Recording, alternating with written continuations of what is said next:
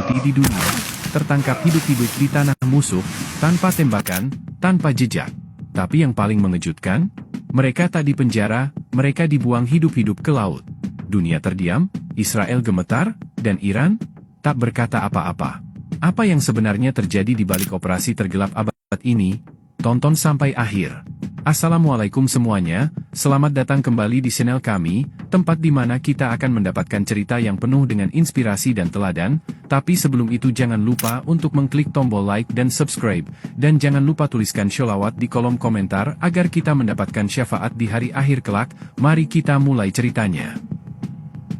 Langit di atas gurun Dashte Kafir malam itu kelam, tak ada bulan, hanya bintang-bintang mati suri yang mengintip malu-malu. Di bawahnya, 60 bayangan hitam bergerak lincah seperti kawanan serigala lapar.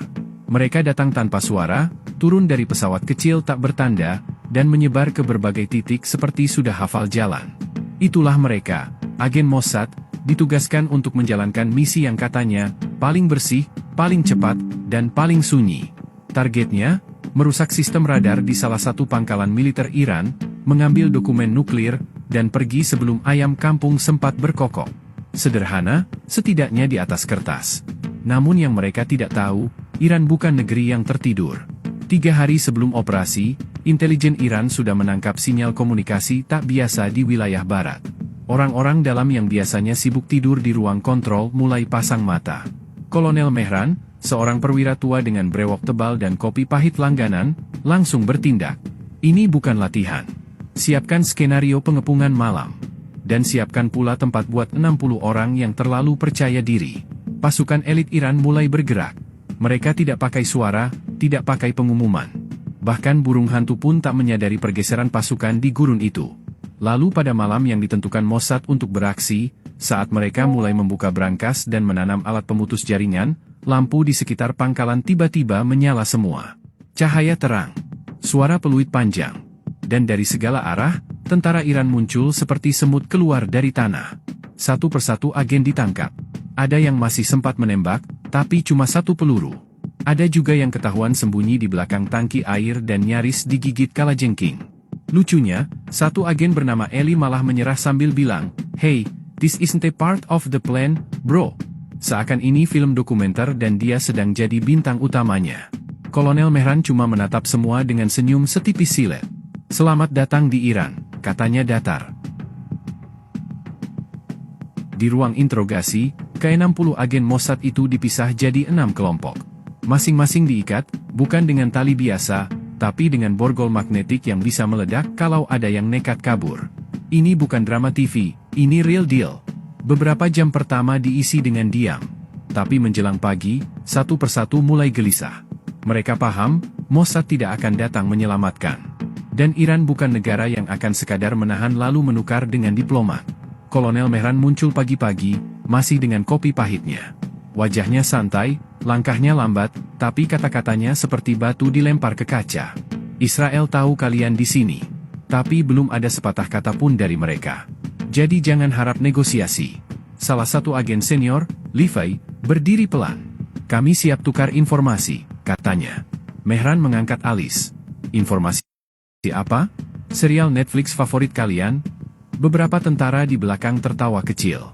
Tapi Mehran langsung mengangkat tangan. "Saya serius. Tak ada tukar-menukar. Dunia sudah bosan dengan permainan kalian. Kami akan buat pesan jelas, sekali saja. Dan itu akan terjadi di laut." Suasana hening. Seseorang di pojok ruangan bergumam, "Laut?" Mehran mengangguk.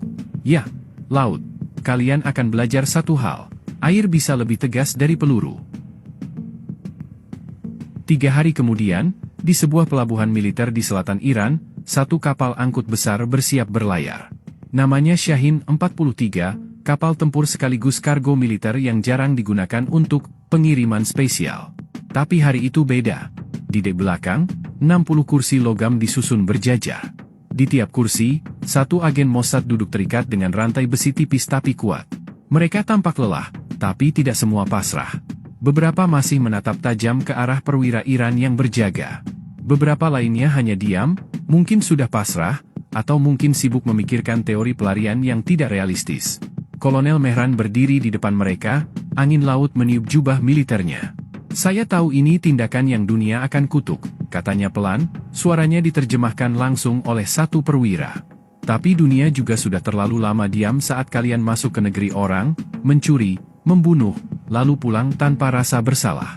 Lalu dia menatap satu persatu wajah mereka. Kali ini tidak. Kami tidak akan menyimpan kalian. Tidak akan menyiksa. Tidak akan berunding. Kalian akan dikembalikan ke Tuhan, atau siapapun yang kalian sembah, dengan cara yang bahkan musuh kalian pun tak pernah bayangkan. Satu persatu agen mulai menunjukkan ketakutan. Bahkan yang paling senior sekalipun, yang dulunya bertugas di banyak negara, kini hanya bisa menunduk. Ketika kapal mulai melaju ke tengah laut, seorang agen muda, mungkin baru 5 tahun masuk Mossad, berbisik ke temannya, "Gue kira paling buruk kita ditukar sama minyak." Temannya cuma balas lirih, "Gue bahkan berharap ditukar sama unta sekarang." Kapal itu melaju pelan. Ombak tenang. Langit biru bersih. Dan 60 orang yang terbiasa hidup di balik bayang-bayang, kini duduk dalam terang yang tak bisa mereka tolak. Kapal militer Shahin 43 sudah berada puluhan mil dari garis pantai. Lautan di sekelilingnya begitu luas, biru, dan sunyi, seolah tahu bahwa hari itu bukan hari biasa. Di dek belakang, para penjaga bersenjata mulai bersiap. Mereka tidak berbicara, tidak tertawa, tidak minum teh seperti biasanya.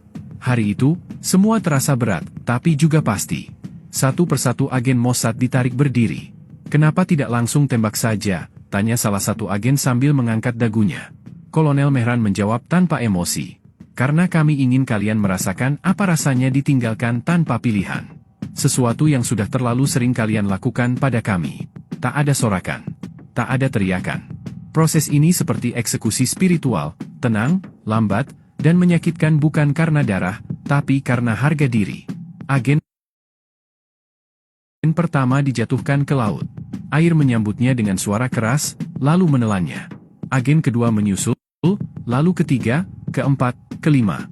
Beberapa berteriak, beberapa justru diam, seolah tahu ini sudah tak bisa dinegosiasikan. Saat giliran agen ke-27, seorang pria bernama